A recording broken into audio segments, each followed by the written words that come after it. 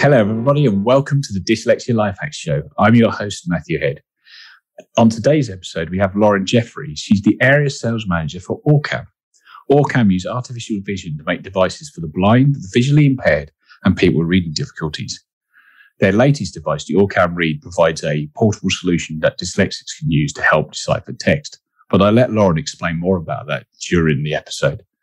She's kindly also sent us a link to a video that demonstrates this device, which you can find along with the show notes at dyslexialifehacks.com/podcast. Very warm welcome to the show, Lauren. Hi, Matthew. Thank you for having me on. It's a pleasure. It's great to have you here because it's an interesting device to talk about. But I thought where we would start would be your first experience with dyslexia and how you may have come across it before. Yeah, absolutely. To be perfectly honest, it's while I've been with OrCam that I've come across dyslexia and started working a lot more in this field. And it's actually since the launch of our OrCam Read. So to give you a little bit of background on the OrCam Read in terms of when we launched it and what it's designed to do. We launched it in the height of lockdown, so at the very, very beginning of March 2020. People thought we were mad. Yeah, it was a difficult decision to do. Obviously, the product was ready to go, and it was a case of, do we launch this? It's very difficult not being able to get out there in terms of shows and demonstrating face to face and letting people play with the device and have a go with the device and test it themselves. But it was fantastic. And what made that even better is because the OrCam Read is so intuitive and so simple to use, it was so easy to demonstrate online. And people straight away just understood how it worked, and they could see how accurate it was and how intuitive and how instant it was. So it was a fantastic product to demonstrate online. And that was my first involvement in dyslexia. So the first thing we did is we approached some dyslexia specialists in the market. When you first launch a product, especially in a new market for OrCam, it was a case of let's gather this market feedback. Let's speak to the experts. Let's understand what they think about the device. It's all well and good telling you how great the device is, but from our point of view, we need to hear it from those experts. So one of my first conversations was actually with a lady called Paloma Ford. Now, Paloma has recently launched a dyslexia company called Screening for Dyslexia. And I worked with Paloma to review the OrCam Read. And Paloma has, I believe one of her children is dyslexic, and she used to be a Senko teacher. So again, a really great person to speak to and gather their advice and their feedback on the device. And it was only when we showed it to Paloma that I really understood exactly how this is going to help people and how this is particularly going to help students with their studies. And the reason being is because the OrCam Read can capture an entire page of text at the click of a button, what that allows the student to do is process the information and understand the text that's being read to them. So it was a fantastic conversation. And from then, it has just absolutely grown in this market. And I've been lucky enough to demonstrate it to so many students with dyslexia and seeing how much this is helping them. For those who struggle with, words getting mixed up or letters in the words getting mixed up, just having the OrCam read it to them and being able to kind of navigate through the text, and I'll come on to this a little bit later, but being able to rewind it a little bit and re-listen to it, that's really helped people in terms of their reading and obviously enhancing their studies. So that was my kind of first, let's say, experience with students with dyslexia. And it's been fantastic. For me, that's one of the absolute job satisfaction with OrCam is seeing these devices and how much they genuinely change people's lives. And it's fantastic to see. And I've absolutely loved working in this sector. Oh, nice. So, because you're not dyslexic or neurodiverse yourself, are you? I'm not, no. No. So you don't have any experience of dyslexic people or neurodiverse people going off at school or any awareness of like, there are people different here? Absolutely. It was always something that, I think more prominent over the past couple of years, especially. But as I was sort of growing up, there wasn't really much around dyslexia, and I don't remember it being talked about as much. And I think once you start talking to people in that field, we've also done a lot of work with Darren Clark, who's been absolutely fantastic. And it's only then you really you really understand how dyslexia affects people, and it's not just students. It's right the way through adulthood as well.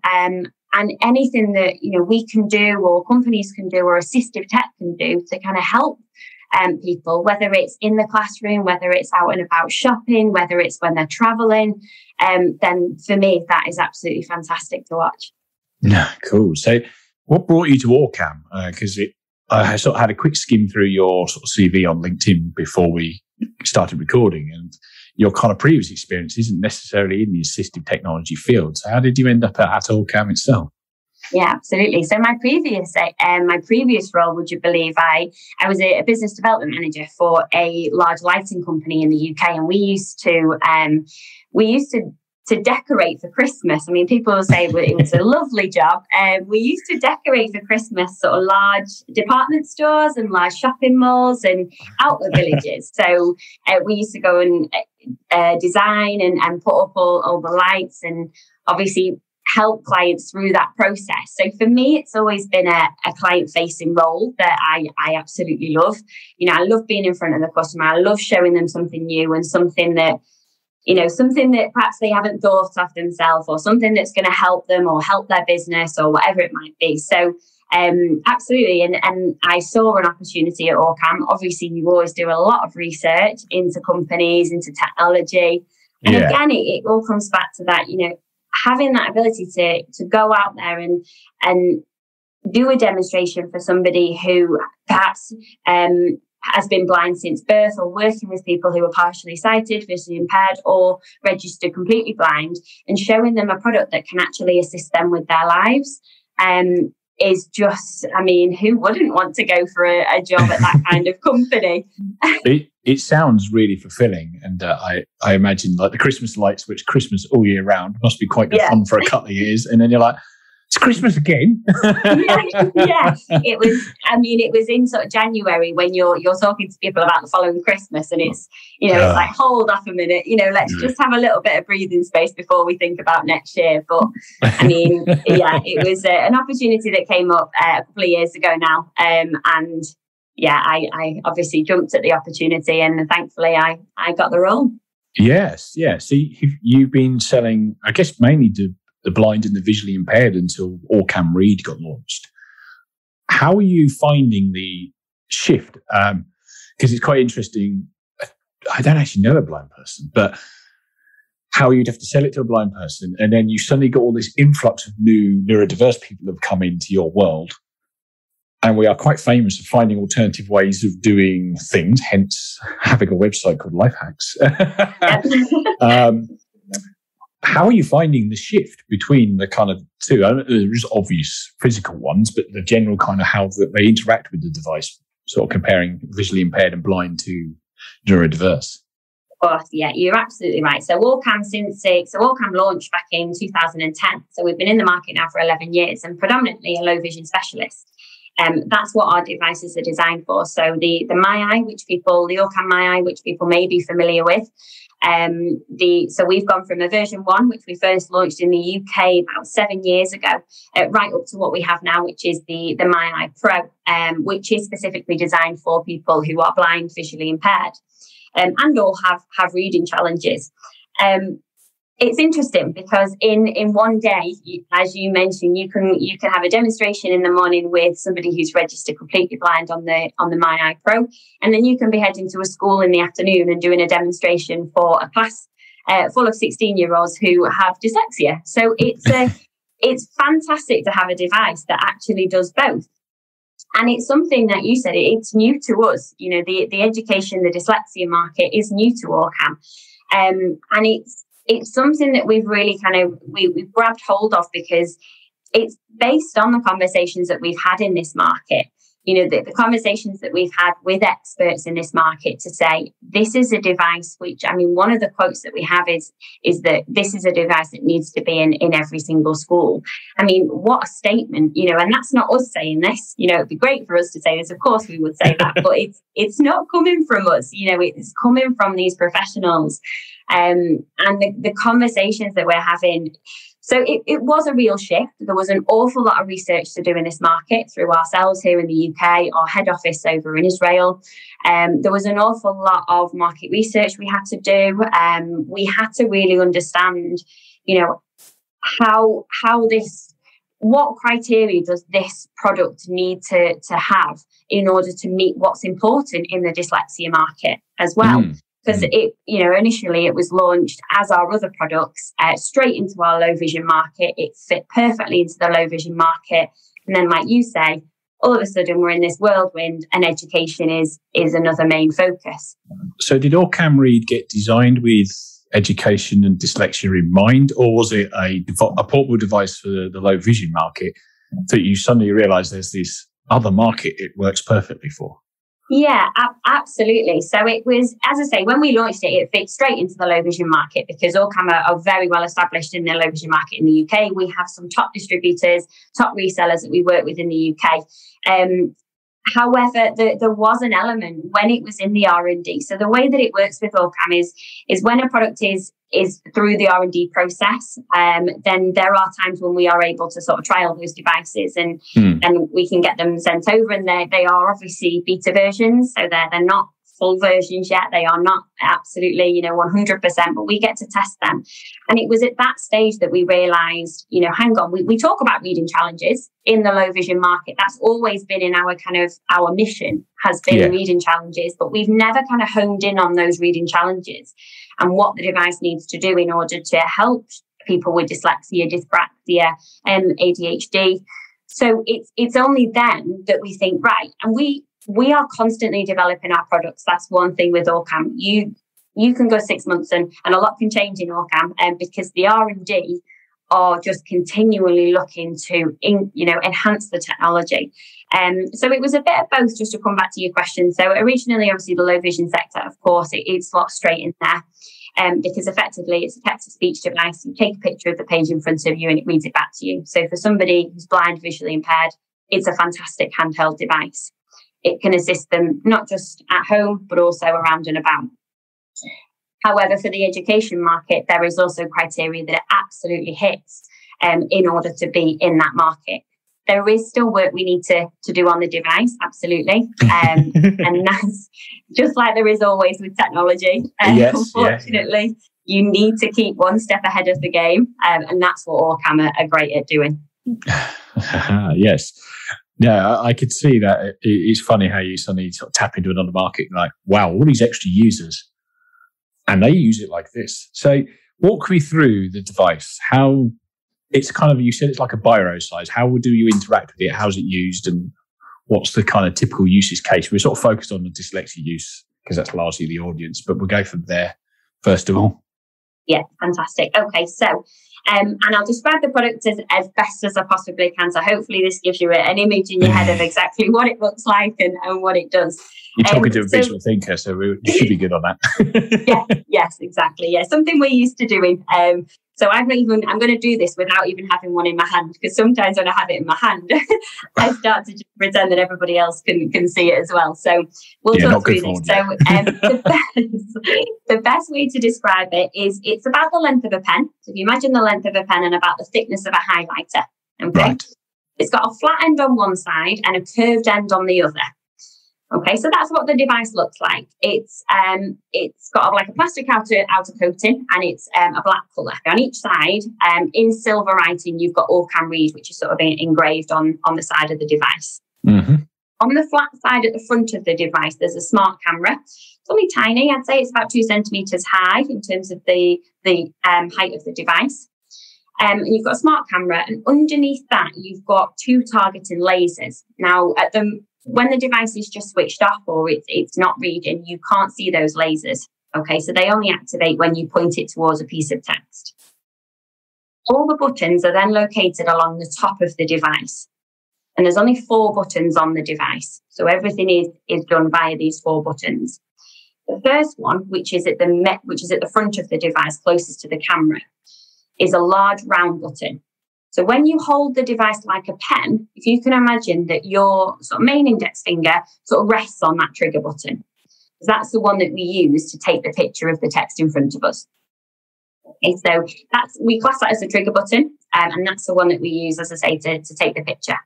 Next to that, you've got a plus and a minus button, and they are shaped like a plus and a minus.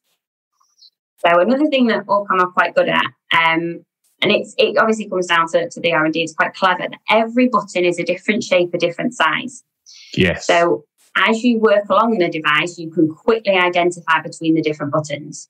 So you can use the device without really looking at it. So the plus and minus button are predominantly to control the volume of the device. So when the OrCam Read isn't speaking to you, so when it's not reading the text, if you were to press those, it would say volume up until it got to the maximum, okay, and then it would say volume down if you were to press the minus button.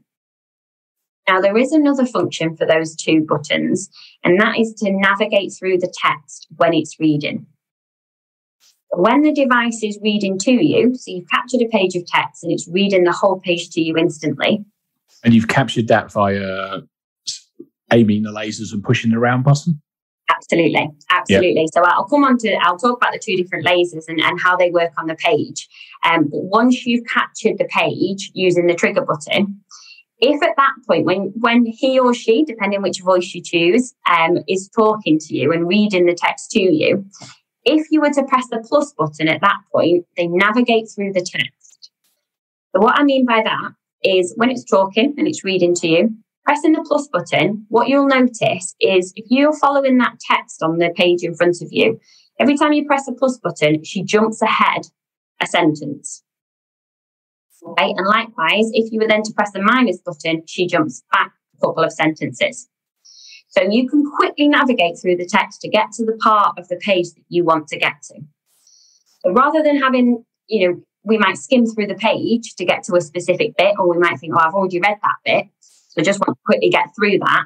You can keep pressing the plus button, and each time she skips ahead a line. So you can quickly get to the bit that you want to. Because you might have captured 2 pages of a book here. You might have captured 2 pages of an A4. So if you imagine, there's a lot of text that it's captured. So to get right to the bottom of that text, it might just be 1 line that you want to read. You can keep pressing the plus button and it'll quickly get to the point that you want to. And next to the plus and minus button, you've got 4 LEDs, and these are just battery indicators on the device. So they just tell you when the battery's running out and when it's time to charge. And then next to that, you've got an on-off button, which is just a long, thin button. So press and hold to turn it on, press and hold to turn it off. It has a USB charging point, so very, very straightforward. Pop it straight into the laptop, pop it into the socket. And it's got a fast charging battery, so it charges in full in under an hour. So one of the biggest things is obviously battery, because using this, you can imagine day to day. Yeah. It's important for a lot of people that the battery lasts. And it does. We've used these at events, so some of the recent events that we've been to. You can pop it into standby mode as well, which obviously helps preserve the battery.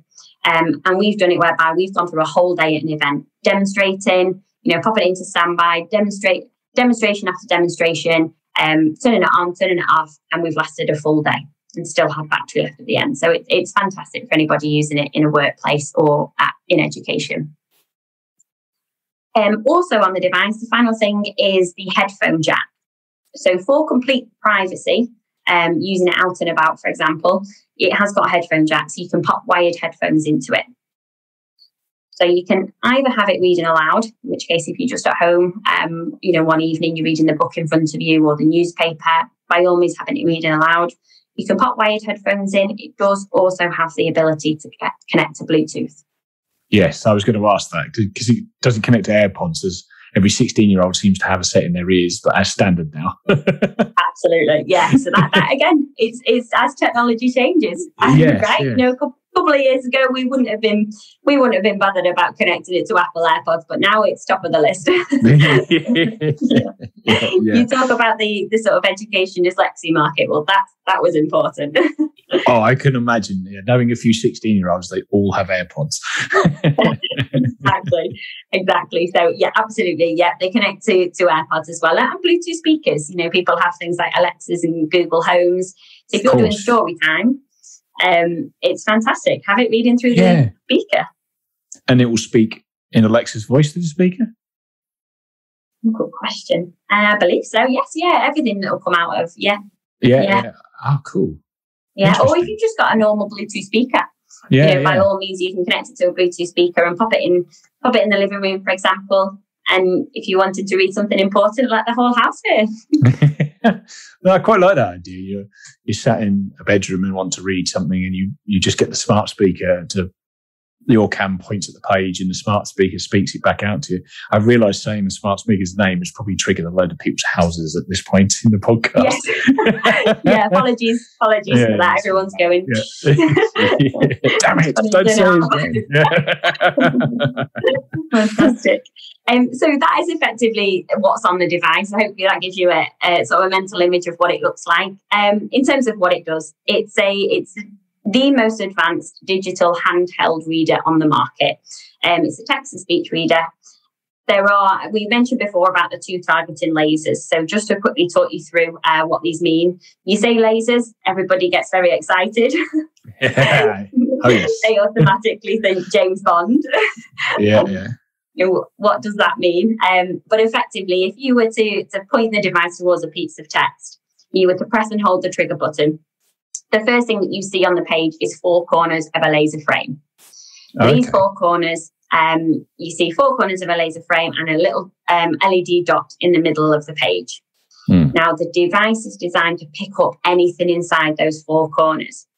So by moving the device closer to the page, further away from the page, to the right, to the left, you change the position of that frame on the page.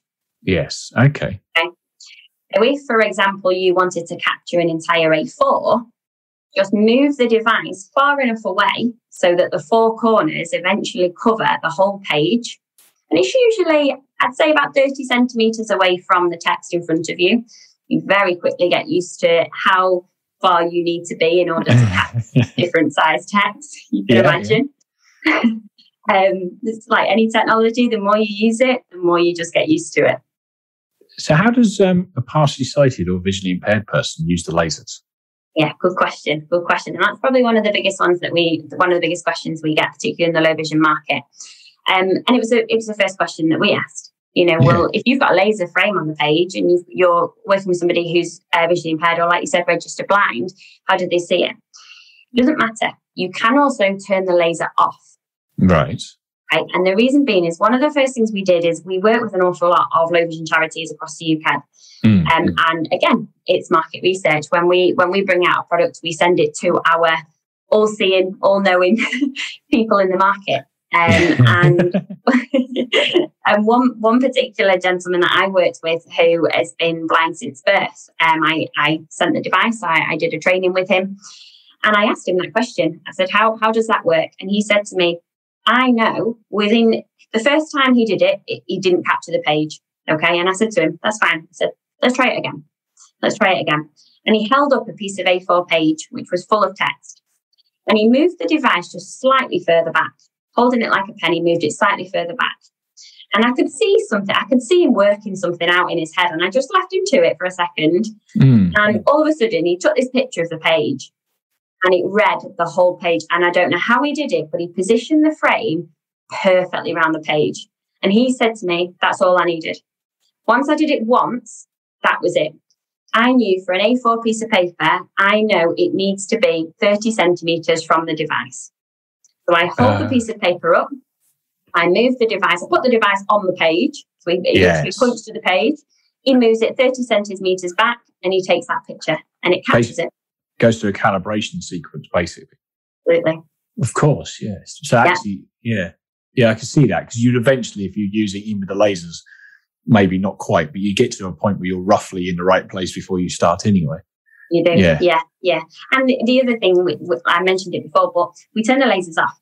With all of OrCam products, the camera angle is very, very wide. So you'll be very surprised what it captures. You can be doing a demonstration sometimes and you're sat in front of the person and you're expecting it to pick up the page in front of you. And it starts reading the poster on the wall at the back. Well, that makes no sense. This is not primary.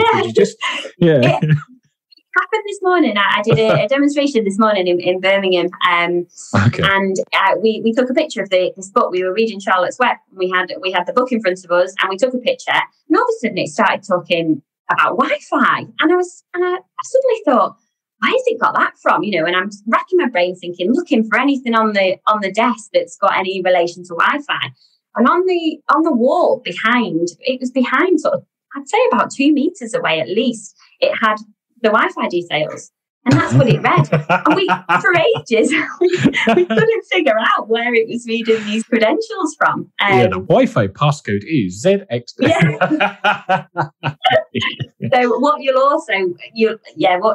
also understand is that because of the camera angle as well, you providing there's no other text around it. So that's just something else just to bear in mind. That if you've got a piece of A4 and there's nothing else around you, and you're 30 centimeters away, it's going to cover that A4.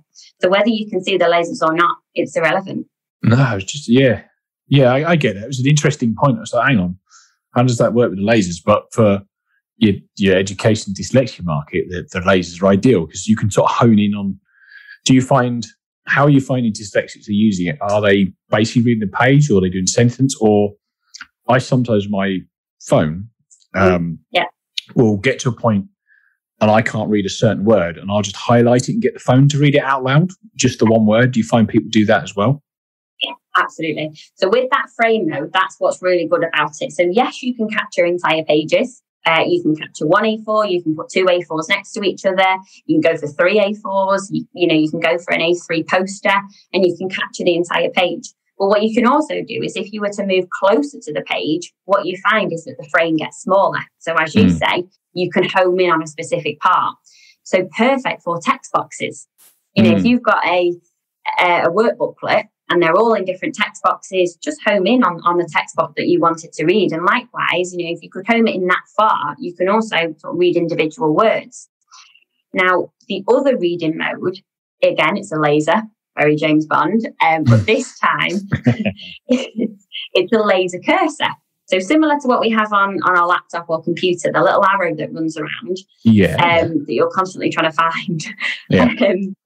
You can change it. You can swap the two reading modes. So now when you point at a piece of text, you have a single laser. And the minute you move the device around, that's where the laser moves. Right.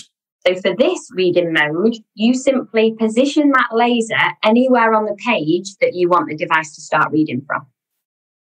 Okay, I see. So this is great if you are revisiting a piece of text. So you can easily flip between the two modes just by a simple double press of the plus and minus button. You just press it once together and it literally swaps between the two modes. But this is fantastic because you position it anywhere on the page and that's where the device will start reading from.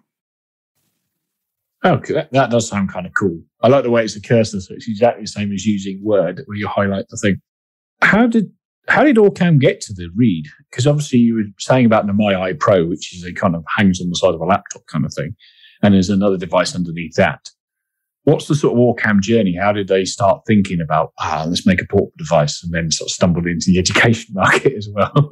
Yeah, absolutely. So, you're absolutely right. So we launched, the My Eye has gone through so many versions since we first launched it, because as everyone knows, technology enhances so quickly.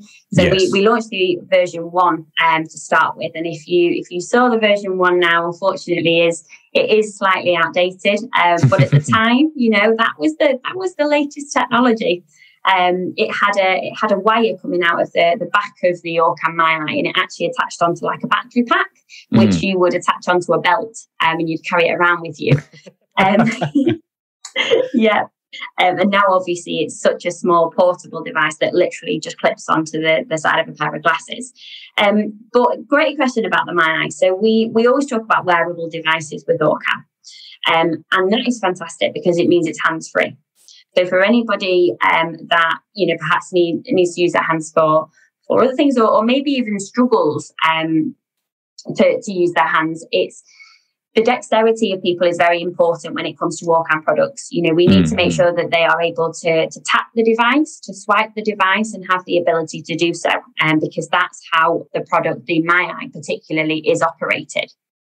However, for people that would struggle with that, because on the MyEye you've got one touch bar, which is a really thin line, which is just raised on the side of the MyEye. So, and the way that you operate the MyEye is either by a simple tap or a swipe. And some people get it straight away, and absolutely it's, fantastic in terms of all the features that it does.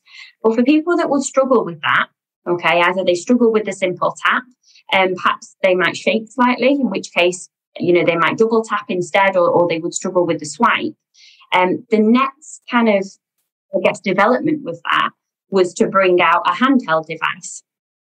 Something that's not wearable, something that you can actually carry around, something that you can use for, again, education. So the handheld element of it has always been something that has always been spoke about in OrCam ever since I started. Always been with R&D, and they were sort of, tying with the idea of how do we put all that into a text-to-speech reading device. And because everything has been wearable, this was a chance to now incorporate handheld vision into this as well.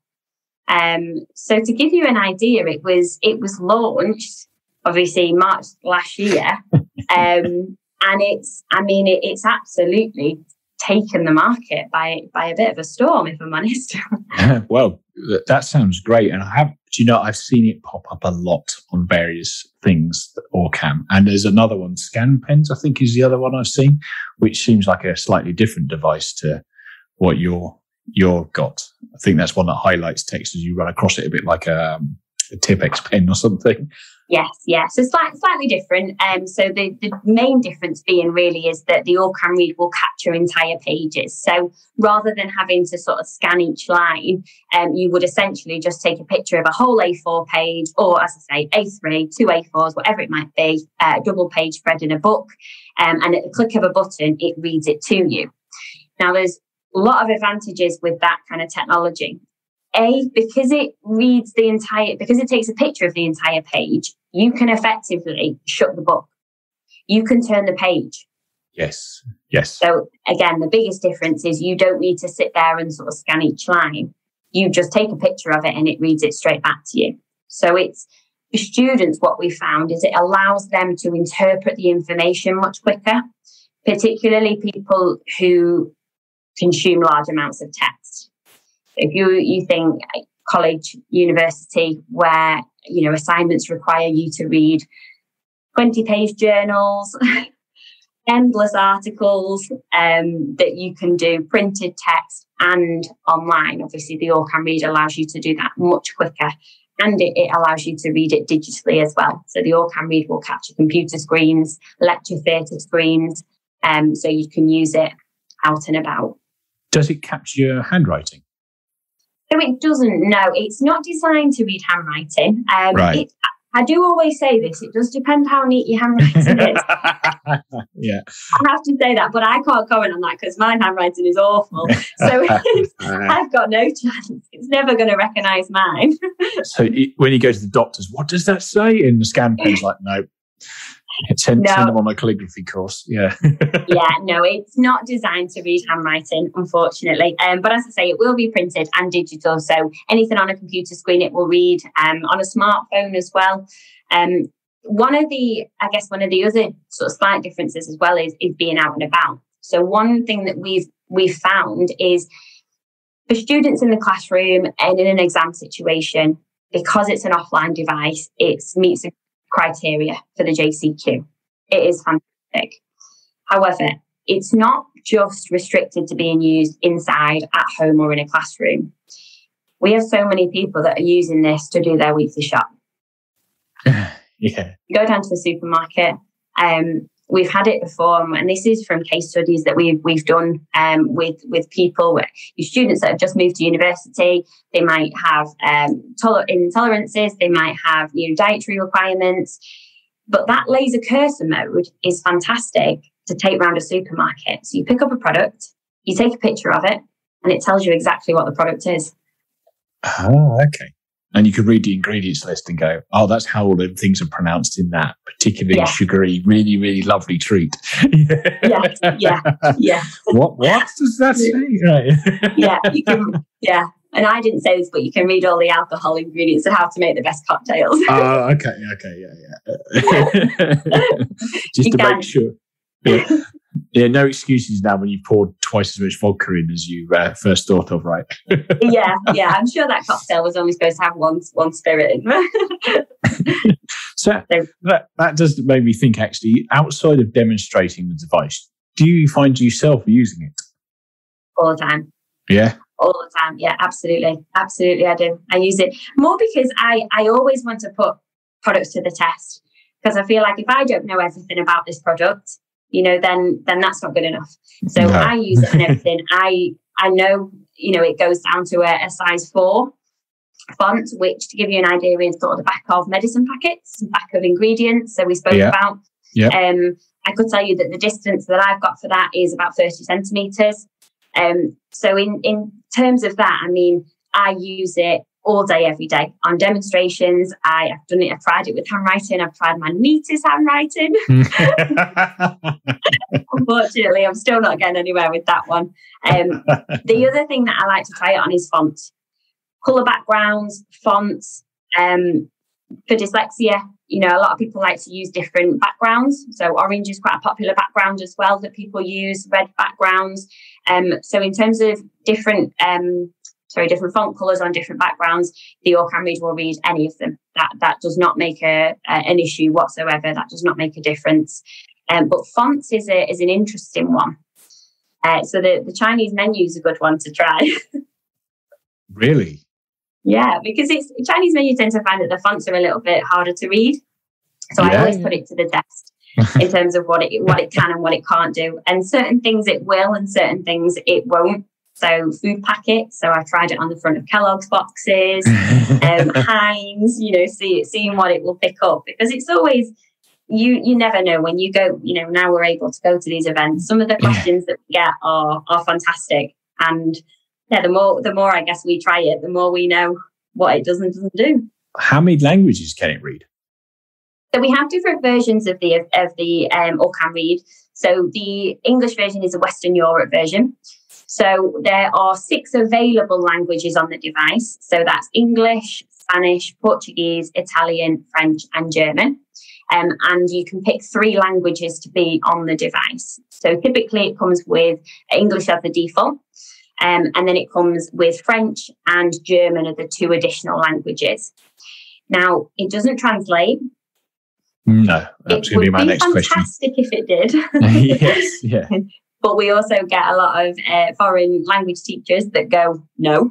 Can I take some exam with me? Yeah. Exactly. Yeah, absolutely not. It can't, we don't want it to do that. So it doesn't translate. Yeah. But if it does see a piece of French text or a piece of German text, it will read it in that native language. So great for students who are perhaps bilingual, who are, learning new languages. It's fantastic. But so that's a software-driven thing rather than a hardware-driven thing. So if somebody's got the Western version and defaulted to English, French, and German, but they've decided to learn Mandarin, can you just download Mandarin to it? Okay, so and this is where it gets obviously slightly difficult, because we have all these different versions. So we have a US version, which has a set different languages on. Then we have a Far East version. Right. And then we have an Eastern European version as well, which again all have different languages on. Now, based on the technology that we have, okay, we will always find ways of getting the language that you want. The best thing about it is English tends to be on all of those different versions, because it's obviously spoken everywhere. So yes, yeah. So that is absolutely. So Mandarin is an option.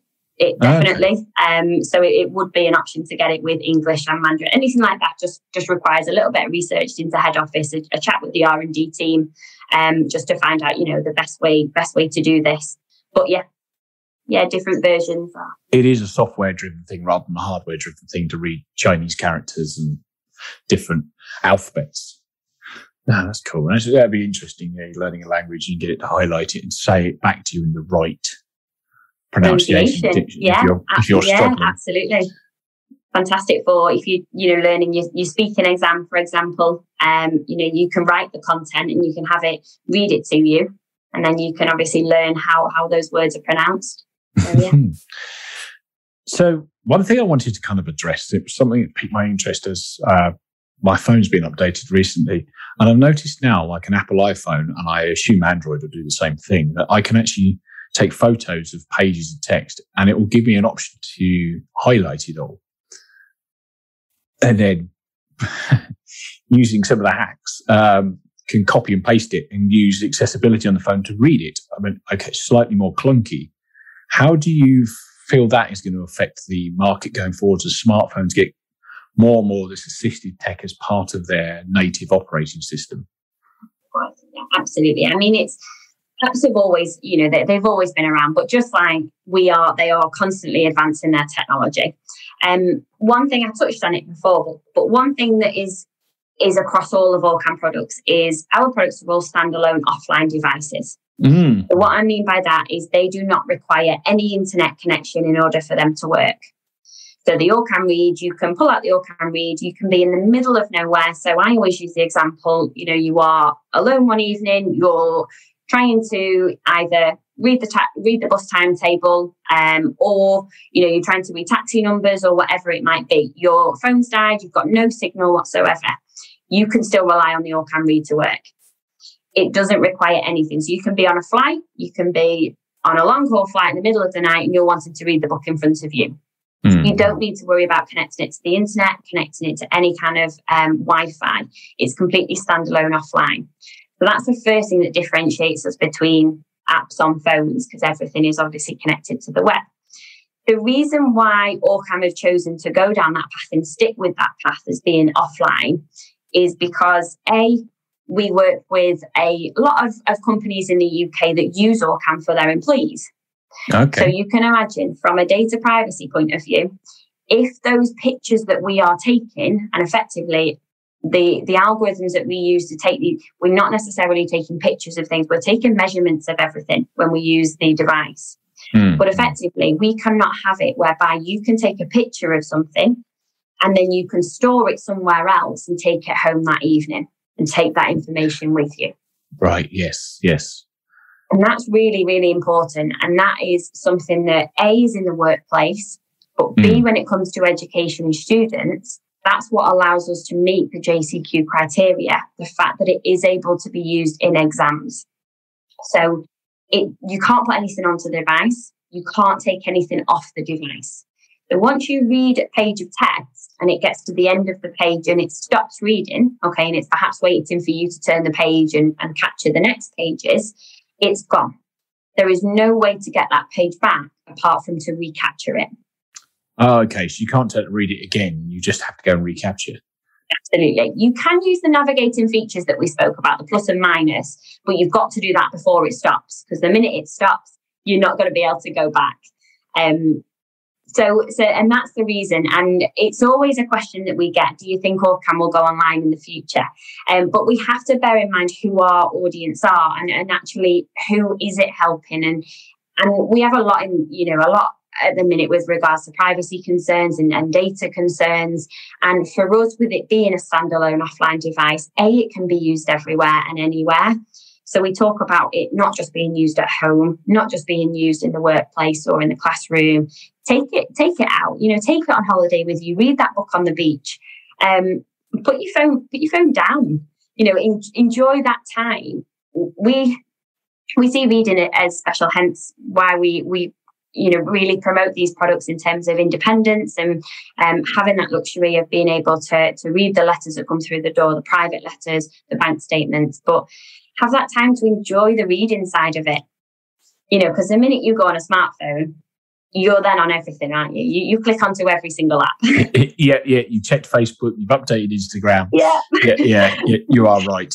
That is a good point, the offline stuff. And you're right about the workplace thing. I initially thought of exams, but I work in a design and R&D environment, so photos are not allowed outside of it. So particularly your previous job, and had its own camera that you had to use to take photos with. You couldn't just use your smartphone for that very reason. So, yeah, having a limited memory on a device that forgets things is important in the work environment, as well as you mentioned with the school.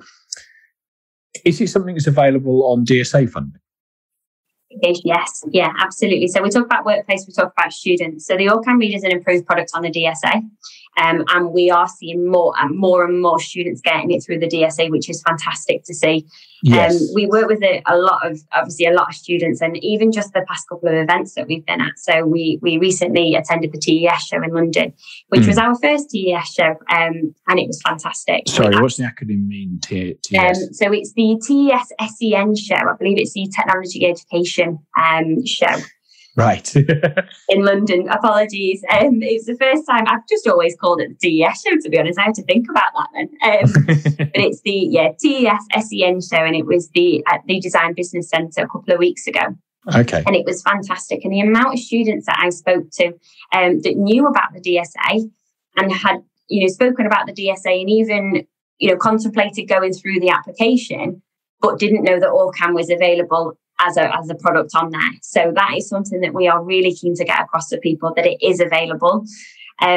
We talk about workplace as well. ATW is Access to Work, which is another great funding channel. Again, all OrCam products are available through Access to Works, and that's another reason why we come back to it being an offline, because it meets the criteria for a lot of workplaces. Mm. If I wanted to buy it as a private consumer, is there a market stream for that? There is, absolutely. So we work through a distribution channel here in the UK. So we have a number of distributors, resellers across the UK. All can offer things like demonstrations as well, training that comes with the devices. But if absolutely, you can purchase it through one of our distributors. So the typical retail price of the OrCam Read, if you were just to go and purchase it, is £2,000 plus VAT. However, we do have promotions on. We have quite a few promotions on as well, just to because it is still classed as, well, I still class it as a new product. Getting it out there. But we work a lot with these funding channels, and these funding channels are obviously fantastic to give people the opportunity to get these kind of devices and to help them.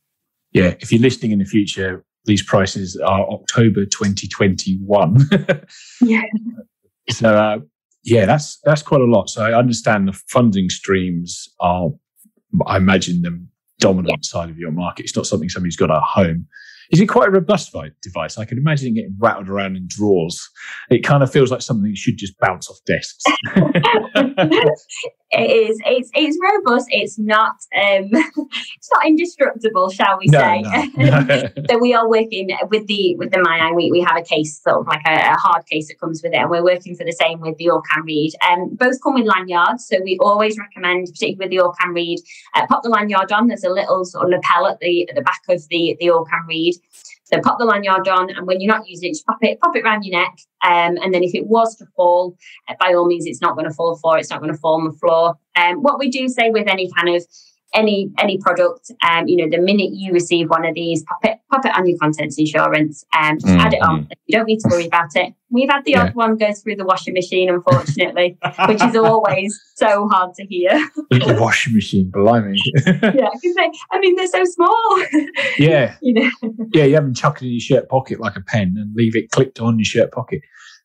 Because that got me thinking, actually, is it IP rated or anything? I'm thinking of people who work in building or technical environments where they're in workshops, where they want to read set instructions with it, but it's a dusty, damp environment. It's more of an outdoorsy environment rather than an office. We've talked a lot about offices. How does it stand up to things like that? That's a great question. I'll be honest, that's another one. I've never had that one before, but I do know quite a lot about IP rating from my previous role with the lights. As you can imagine. So, as far as I know, it's not IP rated. It's not, I believe it's IP67 is the highest rating you can get. It's not IP rated. However, we do have people using it outside, inside. I mean, it's, in terms of the dust isn't going to affect it. It's got a little glass coating on the front of the camera as well. So that can easily just be sort of wiped. But we always say to people, use it outside. We encourage people to use it anywhere and everywhere. And that's, one of the things that we talk about. So I'd like to think that it would withstand the English, British weather, shall we say? Yeah. I was just thinking, you've got a build instruction and you've put your sockets and your hammer down. You use that scan and put that down on the bench.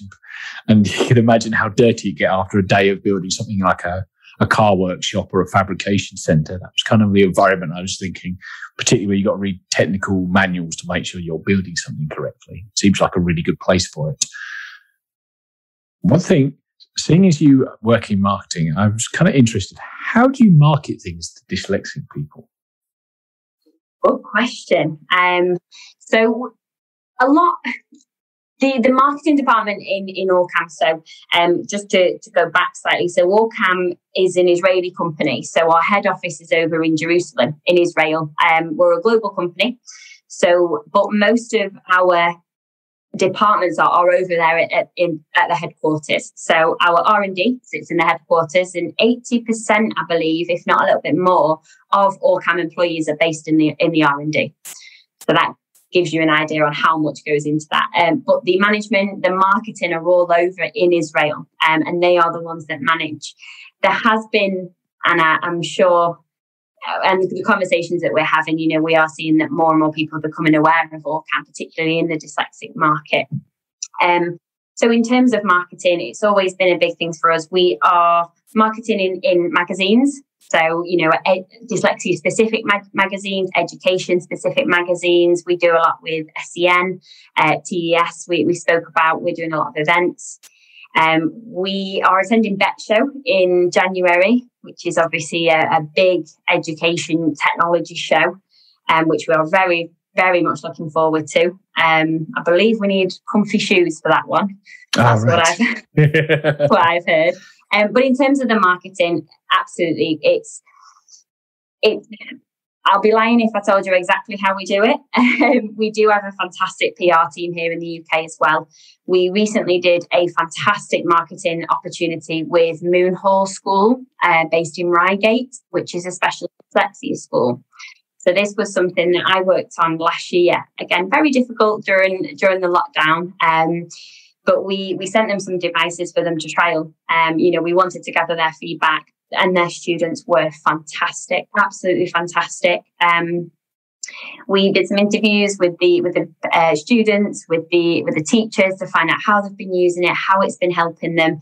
And it's really what we need to do as OrCam is we need to find out from these professionals and people in this sector that know this sector and know what's going to help people with dyslexia, and find out, what we need to do to enhance our products and what we need to do to be the number one provider, the number one solution for people with dyslexia. So there's an awful lot of marketing going into dyslexia for OrCam. And whether that's, as I say, through advertising, we've got a TV campaign running at the moment, which people we have, which has been really exciting. Cool. Never done TV before, so that is fantastic, and a massive presence as well in print. So we've been in a lot of the national newspapers. We do a lot of our PR team work on a lot of press stories as well. So it's a very, very exciting time for OrCam, shall we say, in this market. Oh, brilliant. So yeah, watch this space, shall I say? Yeah, I imagine it's quite nice to market something when you have a good product to start with. Absolutely. And once we've got the feedback from everybody else around us, that also believe in this product and know that this product can really help and enhance students, particularly in their learning, then that makes our job a lot easier. Most definitely, yeah. You end up with a tribe of fans that do quite a lot of the marketing for you. Yeah, yeah, the team is fantastic, and yeah, I'm excited to see where it goes. Excellent. So I'm going to sort of, as I round the podcast off, I've always got a couple of 3 rapid fire questions that I like to ask all guests. So they don't need short answers from yourself, so you can feel free to talk as long as you like. So the first one is, What prejudice do you have about dyslexia that's been proven wrong? Great question. For me, I am always learning. That's a really good question. I guess I didn't understand dyslexia at before I sort of entered this market. I didn't understand how it affected people. I was under the impression that I knew it was perhaps difficulty reading, but I perhaps didn't understand that there are different elements to it as well in terms of, writing, spelling. So I think for me, it's just to be perfectly honest, coming in with a bit of a lack of understanding, and now working with the people that we are working with. I mean, it's been fantastic, but yeah, I don't know whether that really answers your question, I'm afraid. Yeah, but no, every answer is a perfectly valid answer. It's why I asked the question to see what people come up with. Okay, question 2. If an alien landed, how would you describe dyslexia to them now? Ooh. Yeah, I would say that dyslexia is a reading challenge that affects every age group, and it affects it's problem caused with writing, with reading, with spelling, and every single person could be affected by dyslexia. So it doesn't matter what country you're in, what language you speak. Dyslexia is a common reading difficulty. Yes, cool. And of course, this being a dyslexia life hacks show, do you have any dyslexia life hacks? Ooh. I would say use the OrCam Read. Yeah. All the assistive tech people say the same. Get in touch and see how we can help. But I think if anything, it's for me, it's just having that, knowing that will never. That should never, ever stop anybody. And there is so many tools out there to help people with dyslexia, whether that's with the reading, with the writing. But there are things that, out there that will help. And whether it's a reading difficulty that's been diagnosed or whether it's one that hasn't been diagnosed, by all means, it's never too late to get help for your reading. It's never too late to read your favourite book, or never too late to read the post that comes through the door in the morning. Yes, definitely. I think it's one of the things you find out as you start walking down the dyslexia journey and finding more about it, that you suddenly realise all this stuff's about that actually really helps. Will it get all the way through the Lord of the Rings trilogy before it goes flat? Good question. It's been a long time since I've read the Lord of the Rings. If not, when it is charging, you can still use the device. So just make sure when you are reading, you are located near a plug socket and you can plug it in and continue reading with it. That would be my answer. That's the longest book I could think of. The longest book series. Okay. Before we sign off, is there anything else you'd like to add, or anything you'd like to links or anything like that? No, I think that's fantastic. No, it's been a pleasure speaking to you, and thank you for having me on. And obviously, if anybody has got any questions on anything we spoke about, or would like to see the OrCam Read as a demonstration, then by all means, just let me know, and I'd be more than happy to arrange that. Yes, I will post links to find where you can see the demonstration and get hold of OrCam in the show notes, which will be available at dyslexialifehacks.com/podcast. Well, thank you very much for taking the time and coming on today. It's been really interesting hearing about the OrCam and how it helps people out and how you've got it into different places. It's been a pleasure. I've really enjoyed it. Thank you. Thank you. And thank you to everybody else for taking the time to listen. I will see you in the next episode. Goodbye.